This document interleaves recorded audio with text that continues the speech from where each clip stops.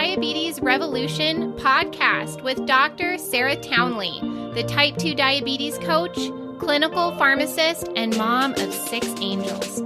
You don't have to struggle and fight with your blood sugars for the rest of your life. I'm here to teach you the skills you need to control and even reverse this disease. There is such a thing as getting off your meds and creating a future free from diabetes. And you can have it too. Let's get down to business. Hey, my friends. Thanks for joining me back on the Diabetes Revolution podcast. I'm your host, Dr. Sarah Townley. I'm so excited to bring you a very simple topic today because, I believe that some of the most powerful life-changing things are some of the most basic and simple things. And so today we're going to be talking all about sugar and all the different kinds of sugar out there. Is there the best kind of sugar that you should be using? That is a question we're going to answer today. But first, I just want to tell you I am loving these fall vibes. Went on a road trip yesterday down to Sheridan, Wyoming, as we do every Sunday for church, and just really soaking up all the leaves changing. It is so beautiful.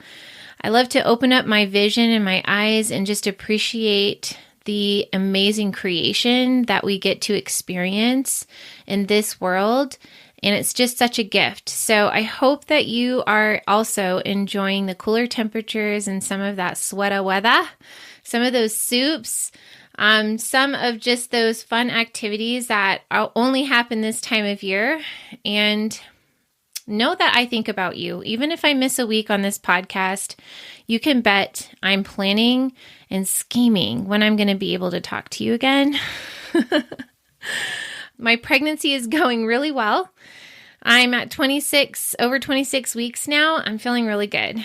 And I found out I'm having a boy, so that's so crazy because we've had boy, girl, boy, girl, boy, girl, and here comes a boy. So how funny is that, right?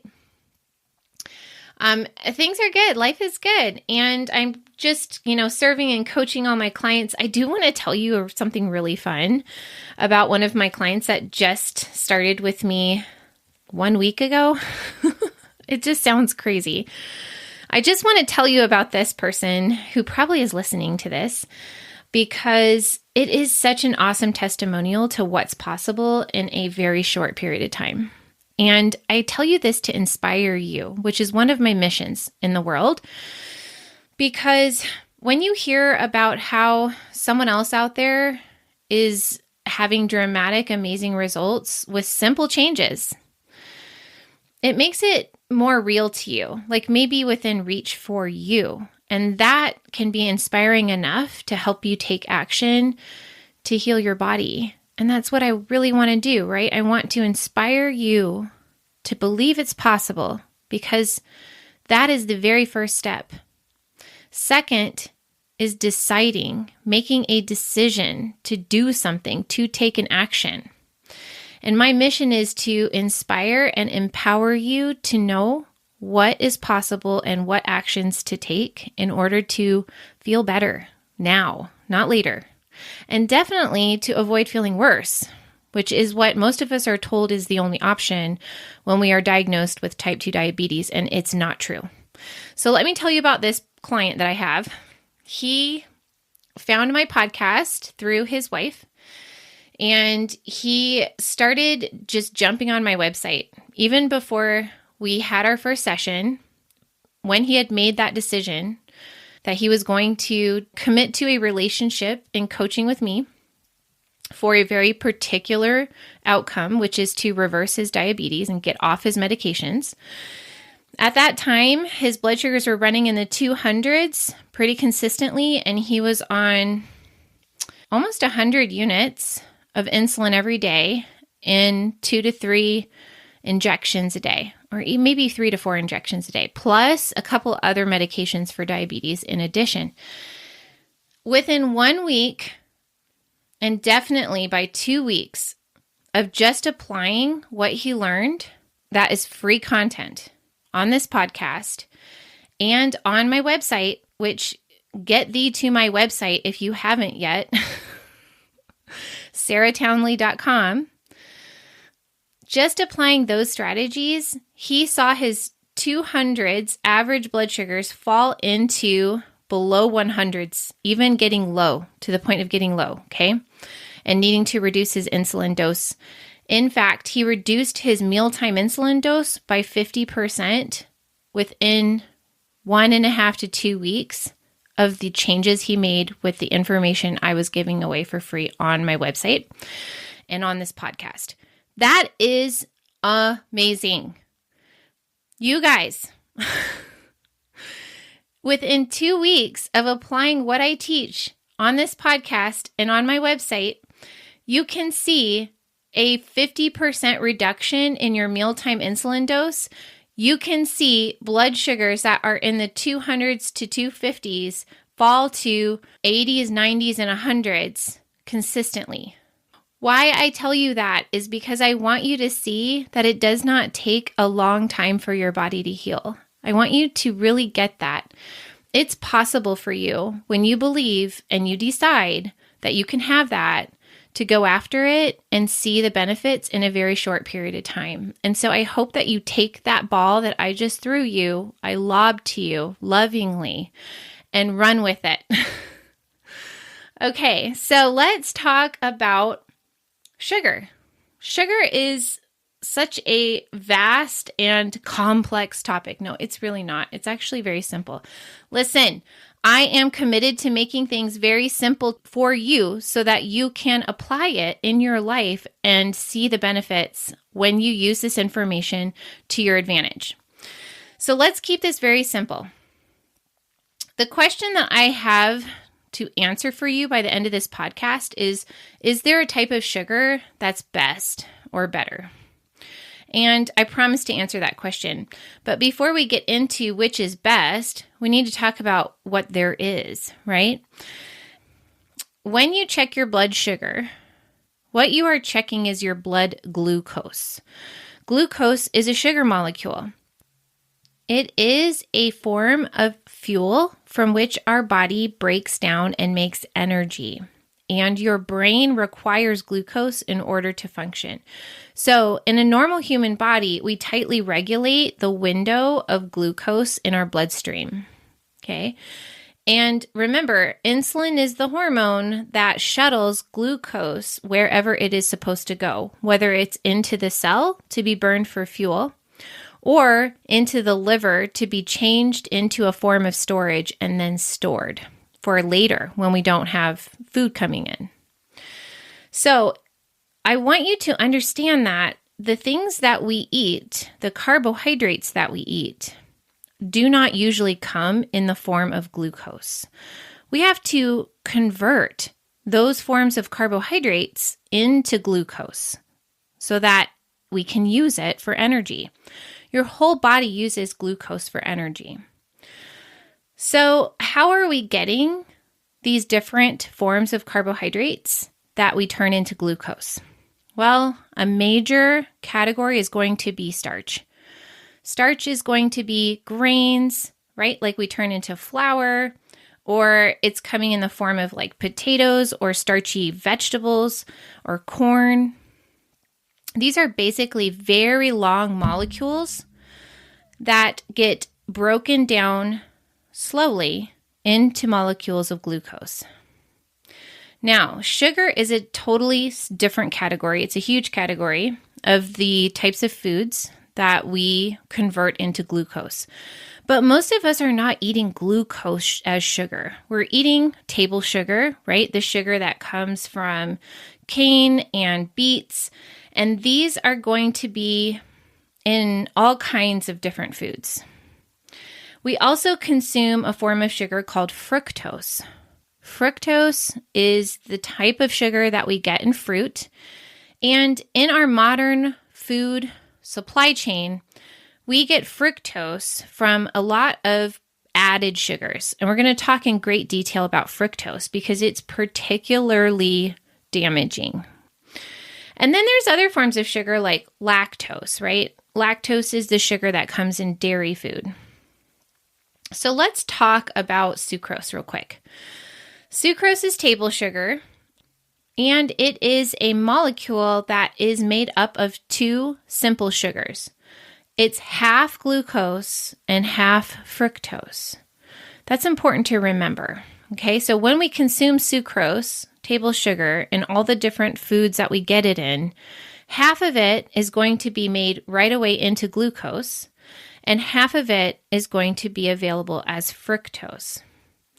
Now, most of us have heard about fructose before because we've heard about high fructose corn syrup, and we know that it's not good for us. The way that it is portrayed in the media, the way that food experts talk about high fructose corn syrup, there is no disagreement or controversy over the recommendation that we should avoid this type of sugar. Why?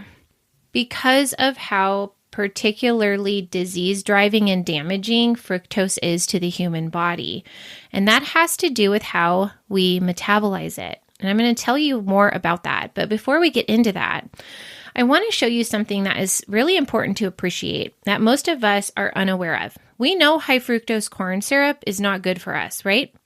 And it's now so well known that you'll even find a lot of foods putting the fact that there's no high fructose corn syrup in their product on the label within immediate view because it helps them to sell that product. So high fructose corn syrup is really not that much different than sucrose, that table sugar. Remember I told you sucrose or table sugar is half glucose, half fructose? Well, high fructose corn syrup is like 55% fructose, 45% glucose. So it's actually, in its composition, very similar to sucrose. And so I want you to know that because it isn't just high fructose corn syrup that we need to watch out for when we're worried about the effect of fructose in the body. It's all sugar. Sucrose, table sugar, and all the products that we add sugar to have some amount, an appreciable amount of fructose in it as well. Fructose is the sweetest naturally occurring sugar, and high fructose corn syrup is extra sweet, and it's also extra cheap. And so when it was discovered in the 70s, you started to see it more and more become popular and widespread in our foods, especially our processed packaged foods, because it was so easy and it was such a great way to sweeten things. And by the way, one of the most sweetest foods that we consume in the United States is pop or soda, right?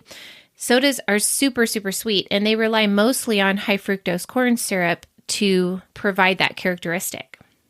So what's up with fructose? Like, why is it so bad for us? Well, here's the biggest reason.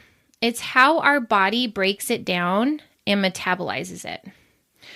Glucose, when we consume sucrose, half of the sucrose or table sugar that we're consuming becomes made available as glucose. Glucose is available for use in the entire body to make energy, right? That's how we transport sugar in the body is glucose, and your whole body can use it to make energy. That isn't true for fructose. Fructose is only processed in the liver. Your little 5-pound liver is responsible for metabolizing all of the fructose that you eat. So let's just use an example to really illustrate what I'm talking about here. Let's use the example of comparing eating a potato with 30 grams of carbohydrates in it to drinking 8 ounces of orange juice that has about 30 grams of sugar in it. So the potato is going to be converted entirely into glucose. Those long chains of starches that are found in the potato are going to be broken down incrementally into individual molecules of glucose. That will be made available to your body to be used for energy. The entire body, how many pounds you are, think about it, can use all of that potato in the form of glucose to make energy. Not so with the orange juice. If you took in 30 grams of carbohydrates from orange juice, which comes from about 4 oranges worth of squeezed juice, right? Half of that is glucose. and the whole body can use that. And then half of that 30 grams is going to come in the form of fructose. Only your liver can deal with the fructose, okay? Only your 5-pound liver is going to be able to convert fructose into glucose as a usable form of energy. Now, what's really interesting is that the fructose is going to be more often converted into fat instead of glucose. So what's going on there? Well, I want you to remember, if you've gone back and listened to this podcast from the beginning, the episode early on where I talk about the disease process of type 2 diabetes. And I mentioned in there that non-alcoholic fatty liver disease develops before you develop type 2 diabetes. The reason why the liver becomes fat is because it is converting a large amount of the carbohydrates that we're eating in excess, namely fructose, into triglycerides, which ding, ding, ding, if you have high triglycerides, this is really important to know. You're going to be converting those excess carbohydrates, especially fructose, into triglycerides and then converting that into fat.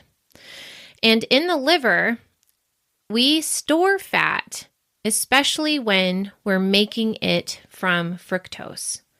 So much so that if I took a diet and traded all of the glucose that was in that diet for fructose, you would see a 38% increase in liver fat because the fructose is turned into liver fat so much easier than glucose is. That is powerful to know. So what we need to do is recognize that anytime we are consuming sugar, we are consuming fructose, and fructose is especially good at driving the process of fatty liver disease and insulin resistance. Non-alcoholic fatty liver disease is soon going to overtake alcoholic fatty liver disease as the leading cause of liver transplant in the United States. It is a major cause of liver failure, and this is the mechanism by which most people are developing non-alcoholic fatty liver disease. It's from a process of consuming way too much sugar and way too much starch in the diet that then gets converted into triglycerides and stored as fat inside the liver. I've talked about this in detail in that previous podcast, so I want you to go back and listen to that if you don't feel like you understand what I'm talking about. How can you know if you have non-alcoholic fatty liver disease? Well, one of the easiest ways that is routinely being checked on your labs when you see your doctor is going to be your liver function tests. So when we look at our complete metabolic panel, there's going to be a couple of things in there that give us a clue of how well your liver is doing. And the ones that are in most panels are going to be called your AST and your ALT. These are two different types of liver enzymes that rise when the liver has damage. And so if you're seeing abnormally high levels of these two types of markers, that's an indication that your liver's stressed out. Of course, you can always have imaging done, CAT scans and MRIs or even ultrasounds that would be able to image your liver and show that it is abnormally large. And that often is the first clue that a person has fatty liver disease. But, a really easy kind of non-specific, way of determining this in some people is, I don't know if you've heard of this before, but the description of round, like an apple shape, or what I've also heard called a toffee, thin on the outside, fat on the inside. So this would be just the fat distribution of an individual where they're storing fat underneath their muscle and skin inside their abdominal cavity. And so it creates this really round, taut belly that can feel like even hard, like a basketball, right?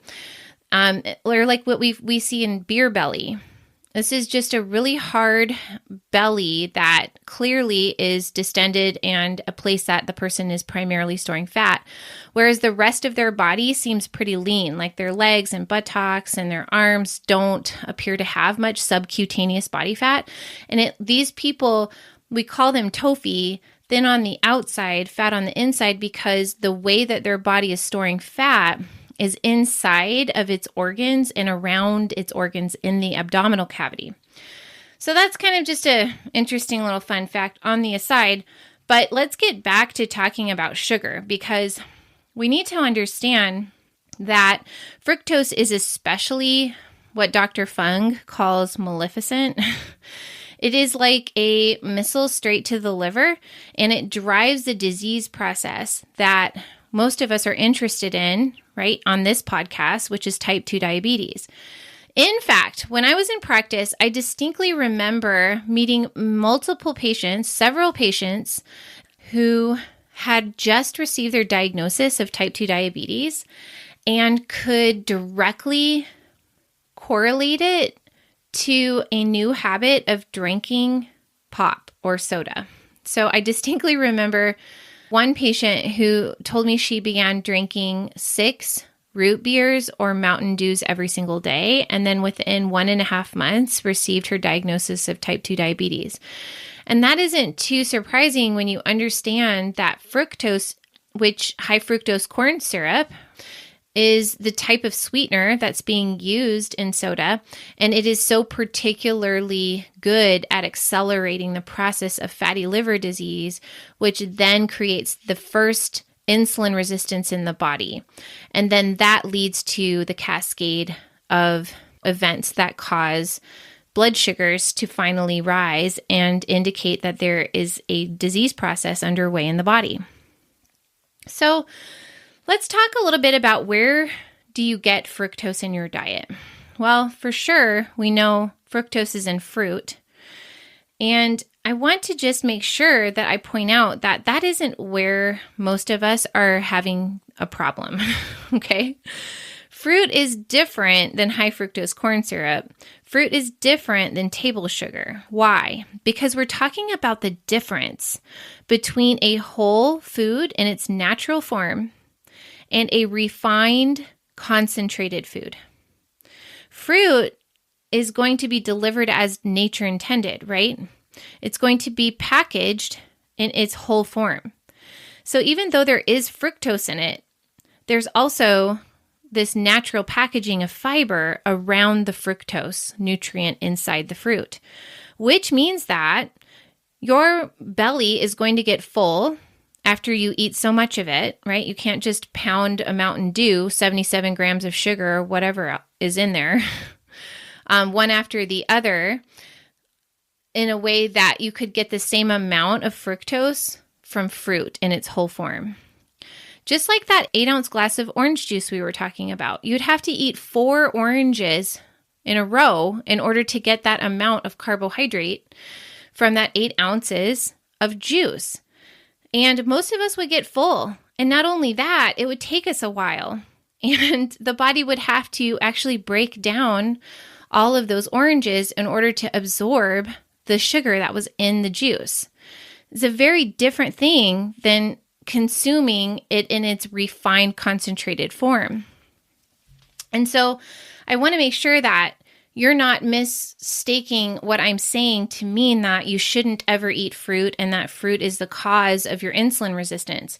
However, most of you probably see your blood sugar go up when you do eat fruit, which is simply just because there is a small amount of sugar in there and your body is already insulin resistant. So you're seeing it spill over into your bloodstream and have a difficult time processing it. Okay, so where's the problem in our diet? Well, we've just talked about juice. We've talked about pop or soda, however you call it. Those are 2 major culprits in our food supply that is driving this problem. But I also want you to consider anything that you're eating that has been processed and packaged for immediate consumption. So these have a lot of added sugars, and they may have added high fructose corn syrup in them, but they also just may have added sugar in them or sucrose in them, which is half fructose, right? We're talking cereals, granola bars, anything that's a baked good that's packaged, breads. We're talking about condiments like ketchup, barbecue sauce, sweet salad dressings. There's also the entire category of frozen foods that are immediately, available to be warmed up and eaten. And there's ice cream. And of course, anything that's just candy clearly has table sugar in it or high fructose corn syrup in it. But there's a couple other places you may not have considered or seem unusual, which would be yogurt. Especially like fruit on the bottom type yogurt, those kinds of jams are sweetened with extra sugar. There's a lot of added extra sugar in addition to the fruit that's in some of those yogurts.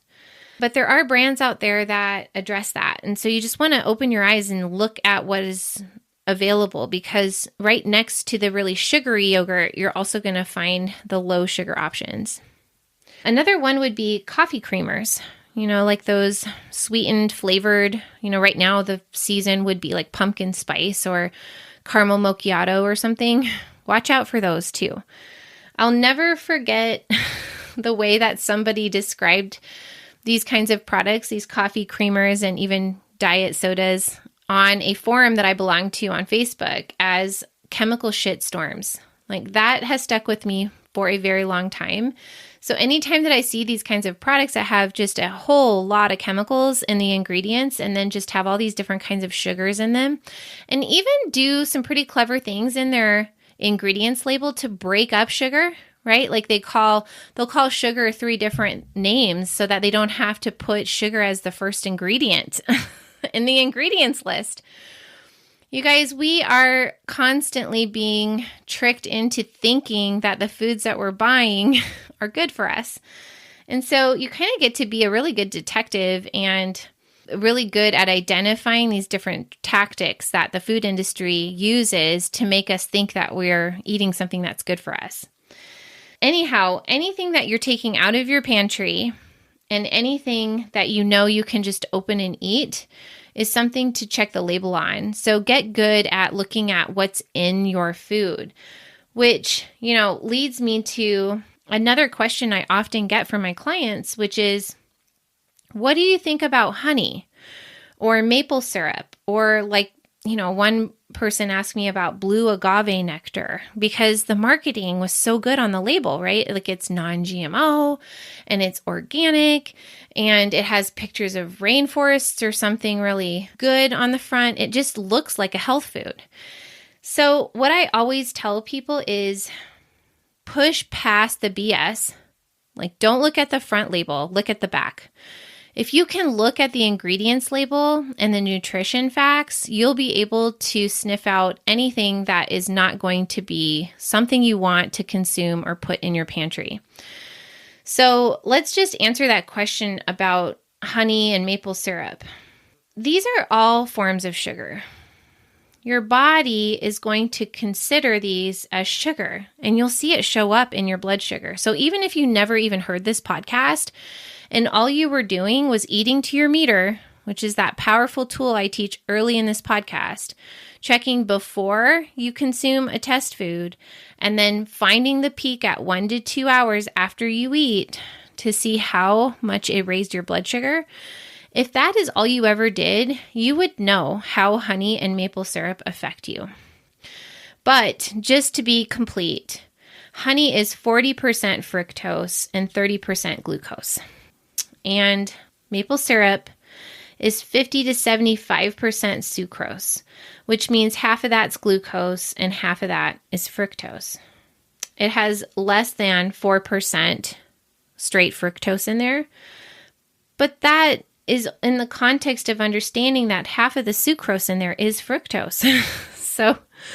So neither of these are going to be friendly to a person who has insulin resistance. But also just remember that we need to consider the dose, like the portion, right? The dose makes the poison. So if you ate just, a very small amount of honey or a very small amount of maple syrup, you're not going to see the same thing as if you ate a lot of those things. And so sometimes it's more about identifying the portion that your body can handle versus trying to completely eliminate things. But I'm just going to give you a little tip. I use Lakanto maple syrup. It's a monk fruit maple syrup, and it is amazing. It's so mainstream now that you can find it in most grocery stores. I use that when I make Brussels sprouts, or if I have some keto chaffles, or if I have pancakes, low-carb pancakes, or even not. Even if I'm eating a normal pancake that somebody made for me in my home, why reach for the high fructose corn syrup or the maple syrup? Like, I can just use monk fruit non-nutritive sweeteners. And so that is the next podcast. I want to spend some time breaking down for you what the alternatives are to sugars. And those are going to include all of the artificial sweeteners you've heard of before, like Splenda and Sweet and Low, aspartame. And then I'm also going to talk to you about the naturally occurring non-nutritive sweeteners, like the monk fruit I just mentioned, or allulose is a really new one that is very, very interesting, and help you get clear on which options make the most sense for you. Oh, stevia would be another natural one. And I just want to encourage you to know you have lots of options out here. And then there's also sugar alcohols, so I'll mention that in the next podcast. But just to wrap up with you on this podcast today, I do want to make sure that I answer the question that we set out to answer, which is, what type of sugar is best? Well, we know which type is not best, and that is anything that has free fructose in it. So anything that has high fructose corn syrup in it is going to be something you want to for sure eliminate from your diet completely. There will be nobody that would disagree with that recommendation. And so that means you're going to be eliminating a lot of processed, prepackaged foods that also have hydrogenated toxic oils in them that cause inflammation. So you're going to be getting rid of more than just high fructose corn syrup if you got rid of your processed packaged foods. But that's for sure something that we can do without. And if we consider all the other types of sugars that are out there, is there one that's really superior to another? I would say no. I would say that you're going to have to moderate or replace most types of sugars that are out there.